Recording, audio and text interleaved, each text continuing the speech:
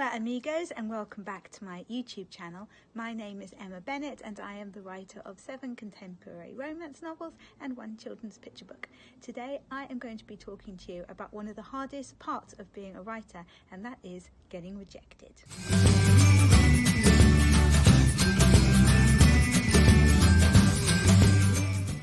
Well, it's kind of weird that I am joining you from my garden today because I am in the middle of a terrible hay fever attack. I feel absolutely dreadful. My eyes are sore, my throat's all sore and scratchy, my face is all sweaty. I don't know if anybody else gets that, but I'm kind of feeling better when I'm outside rather than in the house, so I'm not quite sure how that works. Anyway, I got the inspiration to make this video because a couple of weeks ago I had a piece of work rejected.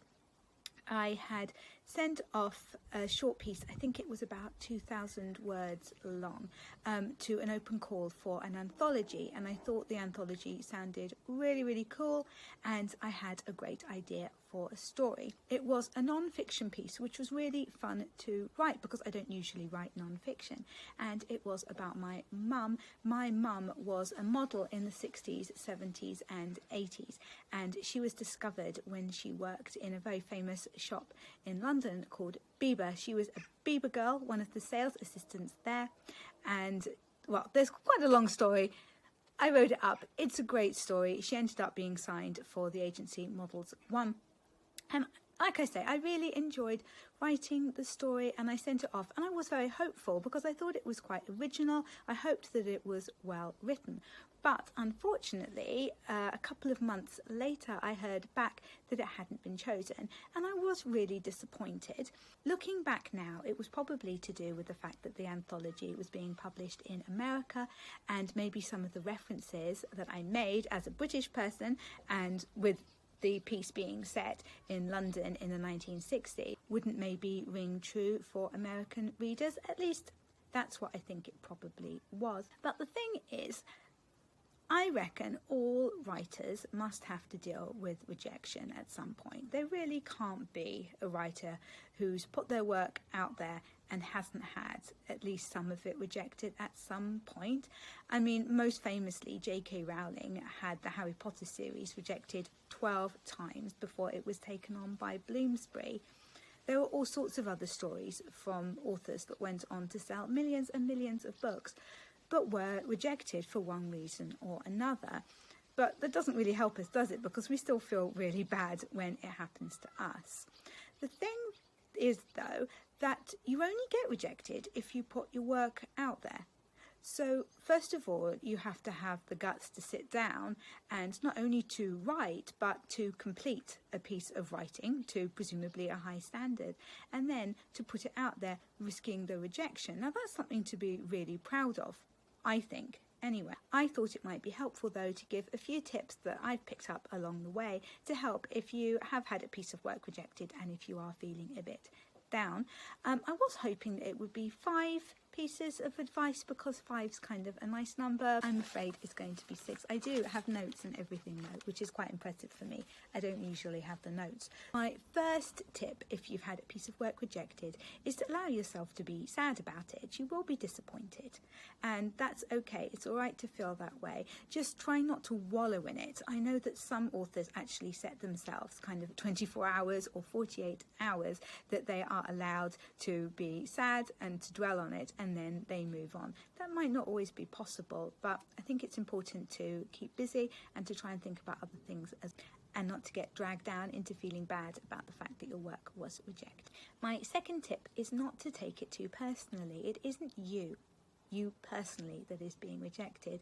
It is your writing, and it may be for any number of reasons. Now, of course, there are going to be times when somebody's writing just isn't going to be up to scratch. It's just not good enough for whatever it has been sent off to.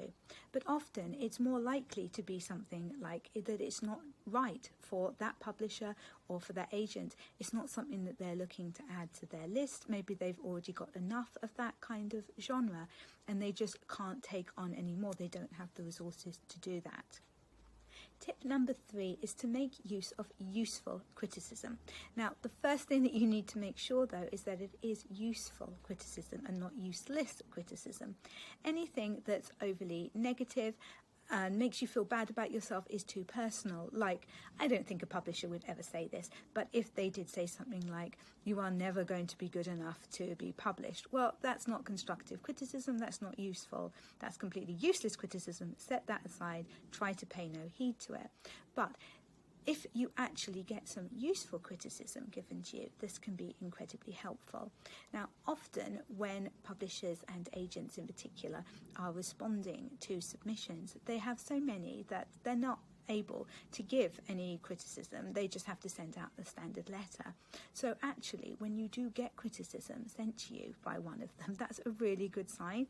It probably means that they think that you have talent and that there's something to nurture there. So make sure that you read through it carefully and take note of anything they say. Now, I'm not necessarily saying that they're completely right. They might not be, and that you don't have to take on everything that they say, but it could be really, really good advice, and if you use it, then it might improve your work. Tip number 4 is to edit your work which has been rejected, either using any criticism which has been given to you already, or maybe if you've got someone who you trust who can go through and give you some criticism of their own. If you can't do that, then maybe set it aside for a little while and then come back to it so that you've got more of a fresh perspective. Maybe after reading some more craft books, watching some YouTube videos and stuff like that, and you might find some things that you can improve. Don't just keep sending out the same piece of work which keeps on being rejected and getting exactly the same feedback. If you keep being told, for example, that your plot just isn't strong enough, then it probably does mean that your plot isn't strong enough and it needs more work. Tip number 5 is to work on something else. Now, I'm not saying that you should give up on your rejected project, but it might be nice for you to be working on something, to be thinking about something else, and to give yourself a little bit of space away from the piece of work that was rejected. You can set it aside for a while, and then when you come back to it, you'll be able to see it with a fresh perspective, which can be really, really helpful. And my final tip is possibly the most important, and that is to try to join a community of writers. Now, this might be a community of writers that you have locally to you. You might be able to find a writing group that you can join and maybe meet up once a month or something like that to discuss your work, or it might be something online. There are loads of really good groups for writers on Facebook, for example. But it's really, really great to be with like-minded people and to be with people who are going through the same thing as you. You'll be able to commiserate with other people when they get rejected, and then it doesn't just feel like it is all on you. I do hope that you have found these tips helpful. If you have had a rejection recently, I really sympathise with you, but don't worry, it's not the end of the road. You will be able to move forward, and I'm sure that you will have something accepted very soon.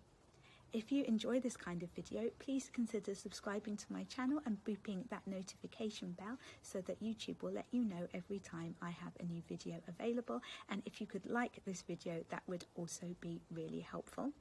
If you are an author tuber on here, I have a Facebook group. It's called Author Tubers Helping Author Tubers. It's a really lovely little community where we support each other and offer tips and tricks, and we would love to have you there. And I will see you in the next one.